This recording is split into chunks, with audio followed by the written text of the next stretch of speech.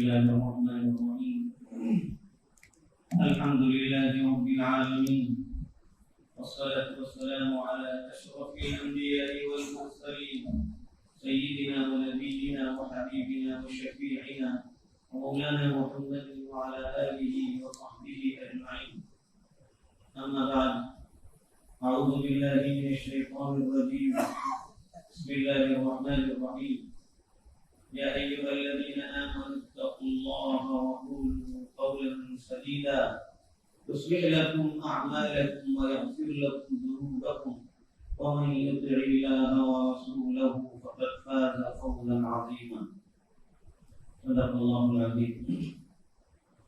بزرگان محترم، بھائیوں، دوستوں، اللہ تعالیٰ نے ہم کو اسلام کی عظیم ترین نعمت سے جب نوازا تو مسلمان ہونے کا تقاضا یہ تھا کہ مسلمان جو بھی بات کرتا ہے اس کی بات پر سامنے والا بھروسہ کرتا ہے، اس لیے کہ مومن جب بھی بولے گا سچ بولے گا. مومن اپنی زبان سے کبھی جھوٹ نہیں بولے گا.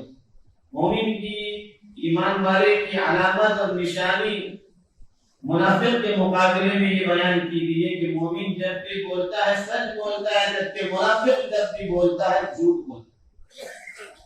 اس لیے اہل ایمان آپس میں ایک دوسرے کے متعلق جب گفتگو کرتے ہیں تو سچی گفتگو کرتے ہیں. اہل ایمان کو حکم دیا گیا ہے ایھا الذین آمنوا اتقوا اللہ، اے ایمان والو اللہ سے ڈرو. اور اس کے مان بعد، اس کے فوری بعد جو حکم دیا گیا وقولوا قولا سدیدا، بات جب بھی کرو سچی بات. اس کا فائدہ تمہیں یہ ہوگا یصلح لکم اعمالکم، اللہ تمہارے اعمال کو درست کر دے گا. ویغفر لکم ذنوبکم، اللہ تمہارے گناہوں کو بخش دے گا. ومن یطع اللہ ورسولہ، اور جو اللہ اور اس کے رسول کی اطاعت فرمانبرداری کرے گا، حقیقت یہ ہے کہ وہ شخص بڑی کامیابی اس کو مل گئی، اس کو بڑی کامیابی عطا. بزرگان محترم، بھائیوں، سچائی اور سچ بات بولنے کی کتنی بڑی اہمیت ہے. اس کے مقابل میں جھوٹ اور جھوٹی بات کہنا، زبان پر جھوٹی بات چلانا، اس کو جاننے کے لیے اتنا کافی ہے کہ ایمان والے اور منافق کے درمیان اس کو فرق کی چیز بتائے. مومن بولتا ہے سچ بولتا ہے، منافق بولتا ہے جو جھوٹ بولتا ہے. تو جو آدمی جھوٹ بولتا ہے اس کے قول کا کوئی اعتبار نہیں ہوتا. اہل ایمان کو اپنی بات بتلانے کے لیے، سمجھانے کے لیے اس کو مزید کوئی بات کرنے کی ضرورت نہیں. اس کی زبان سے کلمات نکلتے ہیں، سامنے والے کو اطمینان رہتا ہے کہ وہ جھوٹ نہیں بولتا، سچ بولتا ہے. ہاں، کبھی مومن کو اپنی بات کو مؤکد کرنے کے لیے، پختہ کرنے کے لیے قسم کھانے کی ضرورت پڑتی ہے تو قسم کھا لیتا ہے، اللہ کی قسم کھا لیتا ہے تاکہ سامنے والے کو پورا اطمینان ہو. اگر مومن صاحب ایمان ہونے کے باوجود وہ جھوٹ بولے اور جھوٹی گواہی دے تو کس قدر عظیم گناہ ہے. قرآن پاک کے اندر فرمایا گیا اجتنبوا الرجس من الاوثان واجتنبوا قول الزور. گندگیوں ہوتے ہیں. کس کو گندگی کہا گیا؟ بتوں کی عبادت، غیر اللہ کی عبادت. اس سے بچنے کا حکم دیتے ہوئے اللہ تعالیٰ نے فرمایا اجتنبوا الرجس من الاوثان، بتوں کی عبادت سے جو کہ رجس ہے، نجاست ہے، بری چیز ہے، اس سے رکو، بچو اس سے. اس کے فوری بات فرمایا واجتنبوا قول الزور، جھوٹی بات کہنے سے اجتناب کرو، جھوٹی گواہی دینے سے اجتناب کرو. جھوٹی گواہی دینا کس قدر عظیم ترین گناہ ہے. حضرت ابوبکر صدیق رضی اللہ عنہ راوی ہیں، صحیحین کی روایت ہے، اللہ کے نبی صلی اللہ علیہ وآلہ وسلم نے صحابہ کو مخاطب کرتے ہوئے پوچھا الا انبئکم باکبر الکبائر، کیا میں تمہیں بڑے بڑے گناہ نہ بتلاؤں؟ سننا چاہتے ہو بڑے بڑے گناہ کیا ہے؟ 3 دفعہ اللہ کے نبی صلی اللہ علیہ وسلم نے پوچھا. صحابہ نے کہا اے اللہ کے نبی صلی اللہ علیہ وسلم ضرور بتائیں. چاہیے. بلا یا رسول اللہ, ضرور بتائیے بڑے گناہ کیا ہے. پھر آپ نے بڑے بڑے گناہوں کا ذکر کرنا شروع کیا. فرمایا الاشراک باللہ, اللہ کے ساتھ کسی کو شریک کرنا. اور پھر فرمایا حقوق الوالدین, اپنے والدین کی نافرمانی کرنا.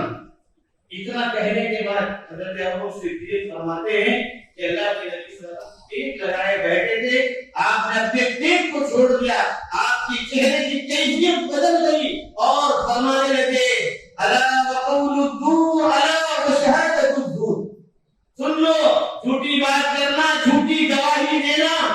اور اللہ نے اتنی بار کہا حضرت ابو بکر فرماتے ہیں قلنا لیتہ سکت, اللہ کے نبی خاموش بھی ہونے کے لیے کتنی بار کہیں گے. جس گناہ کی عظمت کو اور جس گناہ سے بچانے کے لیے اللہ کے نبی صلی اللہ علیہ وسلم کو کتنی دفعہ کہنا پڑا. آپ آرام سے بیٹھے ہوئے تھے, اپنے آرام کو دیکھ دیا, آپ کے چہرے انور کی کیفیت بدل گئی اور آپ بار بار کہہ رہے تھے جھوٹی گواہی, جھوٹی گواہی, جھوٹی گواہی. اس قدر عظیم ترین گناہ ہے جھوٹی گواہی. اس کو حدیث کے اندر یوں بھی فرمایا گیا ہے, ایک حدیث کے اندر یہ فرمایا گیا لن تزول قدم عبد یوم القیامہ, قیامت کے دن اس بندے کے قدم اپنی جگہ سے ہل نہیں پائیں گے جو جھوٹی گواہی دیتا تھا. اس کے قدم ہٹ نہیں پائیں گے کہ اس کے لیے جہنم کا فیصلہ ہو چکا. ایک روایت میں یہ فرمایا گیا کہ اس کو جہنم کے پل پر روکا جائے گا, یہاں تک کہ اس کو جہنم میں ڈال دیا جائے گا جھوٹی گواہی دینے والے.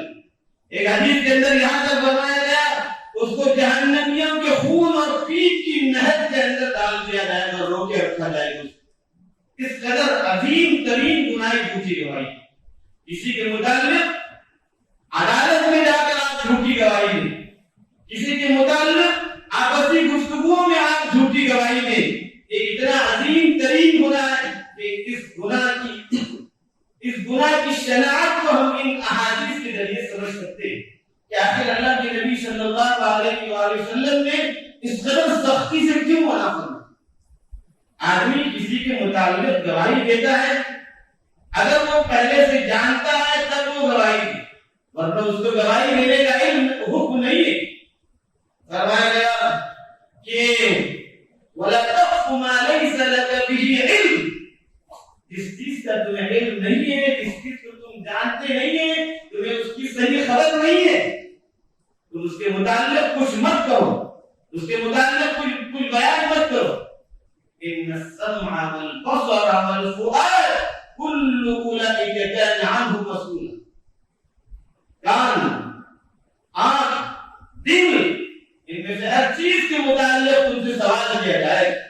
تم زبان سے جو نکالتے ہو اس کے متعلق سوال کیا جائے گا. اللہ تعالیٰ فرما رہا ہے کہ تمہارے زبان سے نکلنے والے کلمات, جو چیز تم سنتے ہو, جو چیز تم دیکھتے ہو, اگر تم نے غلط چیزوں کو زبان سے ادا کیا, غلط چیزوں کو, ناجائز چیزوں کو اپنے کانوں سے سنا, اپنے آنکھوں سے دیکھا, تو پھر سمجھ لو کہ اللہ کے حضور جب حاضری ہوگی تو وہاں جواب نہیں ہوگی, تو انسان سے جواب کرنے لگے.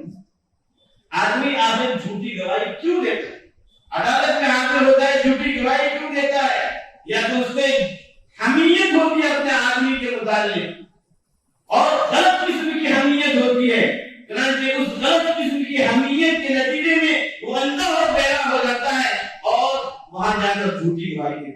یا پھر وہ جھوٹی گواہی اس لیے دیتا ہے کہ اس کو دنیا کی چند ٹھکریاں ملنے والے ہوتے ہیں, چند پیسے ملنے والے ہوتے ہیں, ان پیسوں کی خاطر وہ اپنے ایمان کو فروخت کر رہا ہوتا ہے اور لوگوں کے سامنے جا کر جھوٹی گواہی دیتے ہیں.